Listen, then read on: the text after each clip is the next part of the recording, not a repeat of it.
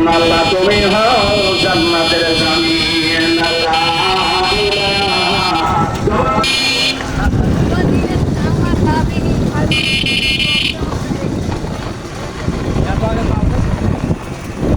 লা ইলাহা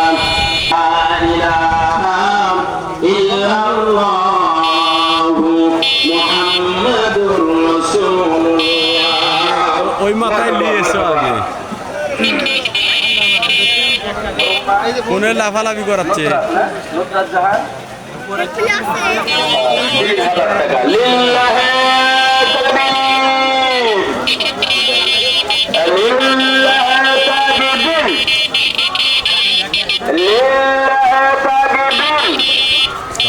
মরহুমা নুসরাত জাহান নিপুণ নিঝুম 3000 টাকা বলুন মারহাবা।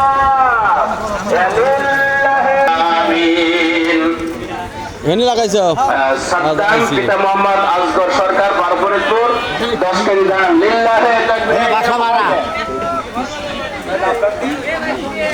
গরম তেলের জিনিসপাতি ভাজা হচ্ছে দেখেন। লিল্লাহে তাকবীর, লিল্লাহে তাকবীর। আল্লাহ তোমার বান্দার দান তুমি কবুল করে নাও, হায়াতের মধ্যে বরকত দিয়ে দাও আল্লাহ। মক্কা মদিনার মুসাফির না বানায় আল্লাহ, বরং কবুল করো, কবুল করো। প্রয়োজনে আপনার বাড়ির আশেপাশে বয়স্ক অনেক ব্যক্তি আছেন যারা এই অস্ত্র ধাতু রান্নাটা ব্যবহার করেছেন, তাদের কাছে জিজ্ঞাসা করেও জানতে পারেন এই অস্ত্র ধাতু রান্নাটির উপকারিতা সম্পর্কে। তারপর যদি বিশ্বাস হয় আমি যাদেরকে রাজনৈতিক প্রতিষ্ঠা দান করি তাদের এই 4টে কর্মসূচি তাদেরকে করতে হবে।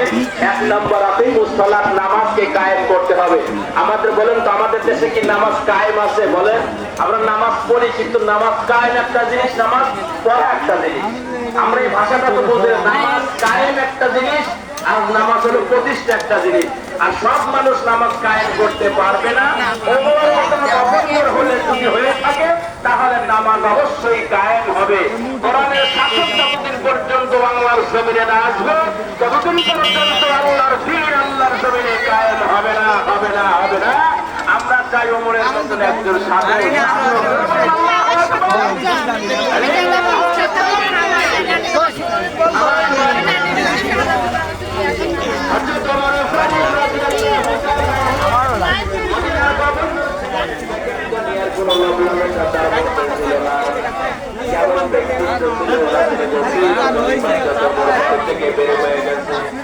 মরুভূমির মধ্যে যা দেখতেছে করে আগুন জ্বলতেছে, হযরত ওমর ডাকিয়ে বলতেছে আপনার বড় মানে 500 টাকা।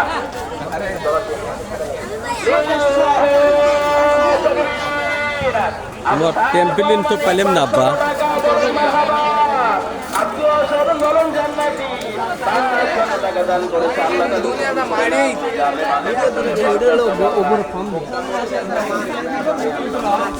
তারপরে তোমার টেম্পলিন তো নাই, অন্ধকার অন্ধকার নাই তো, দেখছো তো নাই,